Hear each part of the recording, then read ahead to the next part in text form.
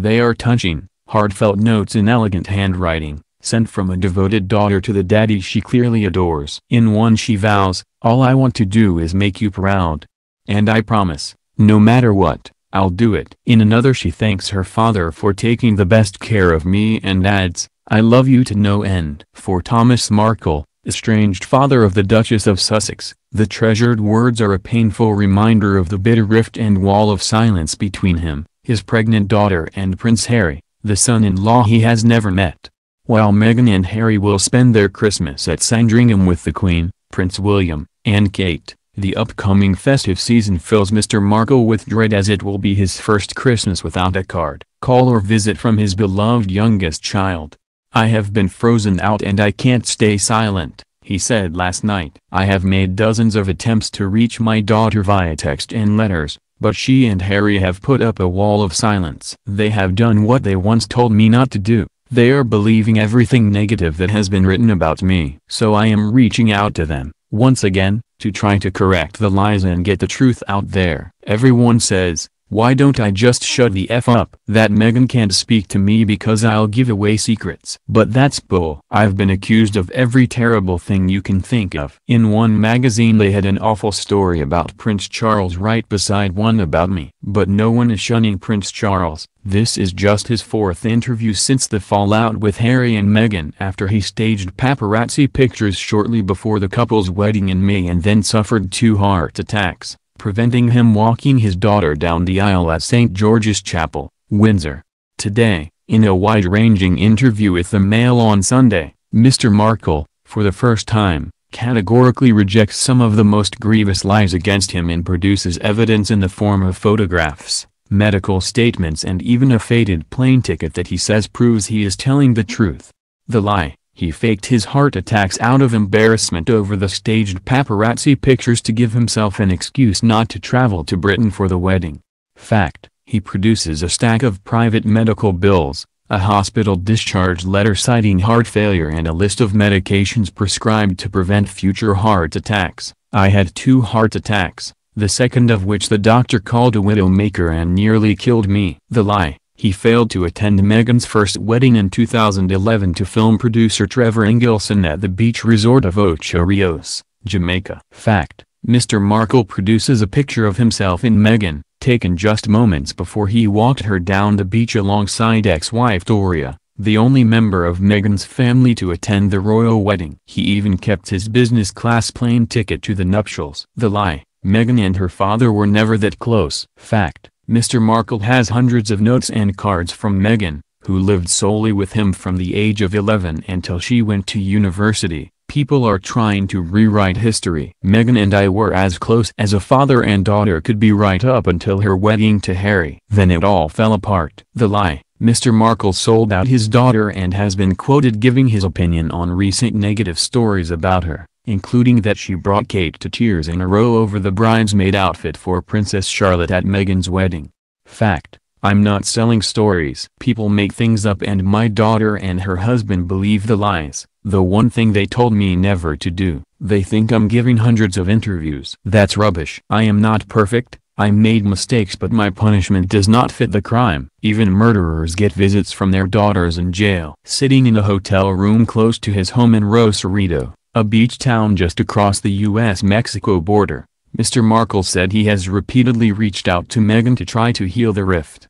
"I have sent several texts, her number hasn't changed and they haven't bounced back," he says. "I've pleaded with her to pick up the phone. I wrote her a 2-page letter and sent it by certified mail via her representative in Los Angeles. I asked her why she was believing the lies. I also pointed out the royals haven't always been perfectly behaved. I wrote that I've never played pool naked, nor have I dressed up as a Nazi," a reference to Harry's infamous pictures in Las Vegas in 2012 and the time that he wore a crude imitation of a Nazi uniform, including the swastika armband, in 2005. I even hand-delivered a letter to Doria asking her why our daughter won't speak to me. Everything has been met with a stony silence. Their silence means people continue to attack me and write lies about me. Mr. Markle says he has been surprised by a spate of recent negative stories about his daughter that portray her as a petulant diva. One claimed she reduced a staff member to tears with her 5 a.m. demands, and another said she wanted to spray air freshener around musty St. George's Chapel, a request rejected by the Queen. Perhaps the most damaging claim concerns an alleged rift between Meghan and Kate, who is said to have been reduced to tears by Meghan's demands over Princess Charlotte's bridesmaid gown, and who later, allegedly, reprimanded Meghan for berating a member of her staff. Kate is said to have told Meghan, "That's unacceptable. They're my staff and I speak to them." Meghan's father says he is baffled by the reports. "I don't recognize this person," he says, shaking his head. "The Meghan I know was always sweet, kind, generous. She was always demanding but never rude. I don't want to say or do anything to hurt my daughter, but I worry she is going to hurt herself." Mr. Markle, a retired Emmy Award-winning Hollywood lighting director, adds, "Meghan grew up on set. I taught her to have respect for the crew. They can make you look good or awful. I don't pretend to know what she's like now. She bends the rules. She's good at that. But this acting up is new. She's never been rude to me before. I can't believe I've done anything severe enough to be treated this way by her." Indeed, he believes his bond with Meghan is unbreakable. A point illustrated by 2 cards from his treasured collection. Meghan trained as a calligrapher and wrote wedding invitations to help support herself through the early days of her acting career, a skill highlighted in her cards to her father, which are written in elegant cursive script. "I loved getting cards from Meghan," Mr. Markle says. "She wrote me hundreds of little cards and notes through the years. Sometimes they were for special occasions, other times just little notes she would leave around the house. I've still got a post-it note on my fridge which says, 'I love you Daddy.' I see it every day. I got a card every Valentine's Day." He pulls one Valentine's card from a manila folder. It shows a picture of a chubby baby holding a daffodil with a touching message, "Daddy, I don't express as often as I should how much you mean to me. Everything you do for me has turned me into who I am and I am so grateful. All I want to do is make you proud. And I promise, no matter what, I'll do it. Thank you for everything Daddy. I love you with all of my heart now and forever." Love Bean - a reference to his childhood nickname for her. Over the years, Mr. Markle willingly spent hundreds of thousands of dollars on his daughter, sending her to private school and even cashing in Facebook shares to help pay for her first wedding. A Christmas card showing a llama and the words "Fa la la llama" arrived at Mr. Markle's Mexican home just a couple of years ago, by which time Meghan was a successful actress, earning $50,000, £40,000, an episode on the hit TV show Suits. The card contained $2,000 for him to put towards a holiday. She wrote, "Daddy, because you have always been so generous with me and taken the best care of me, it brings me so much joy to be able to give you this Christmas. I love you to no end." Meg. For Mr. Markle, the prospect of never speaking to his daughter again is unbearable. "I'm hurt by what's happened, but I'm not going to stay silent.